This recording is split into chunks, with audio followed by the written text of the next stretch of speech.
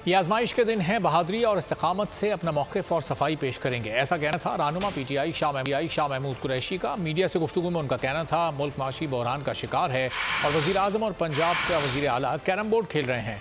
आयशा गौस के माशी आदाद शुमार पर उन्होंने कहा कि उनके शौहर को भी इससे इत्तेफाक नहीं है। सबर आजमा दिन है, आजमाइश के दिन है और इंशाअल्लाह इस्तिकामत से अपना मौक़िफ़ और अपनी सफाई पेश करेंगे। एक तरफ कौम माशी बहरान का शिकार है और डिफ़ॉल्ट के खदशात हैं और दूसरी तरफ मेरे मुल्क के वज़ीर आज़म, मेरे सूबे पंजाब का वज़ीर आला कैरम बोर्ड खेल रहे हैं। आयशा गौस साहिबा बहुत काबिल हैं, मैं बहुत एहतराम करता हूँ। उनकी अपने शौहर नामदार जो हैं वो उनके दिए हुए फिगर से मुत्तफिक।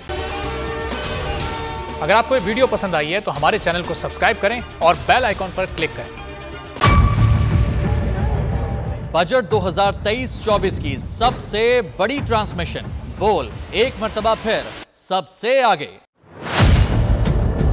वजीर खजाना की बजट तकरीर की सबसे बड़ी कवरेज 62% अवाम ने देखा बोल की स्क्रीन पर। Welcome back to the budget transmission.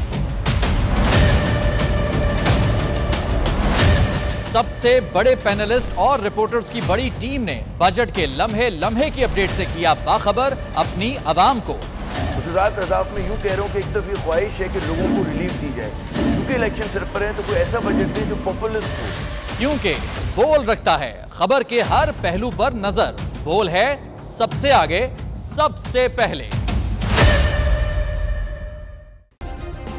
Subscribe करें और बेल दबाएं ताकि कोई खबर रह न जाए।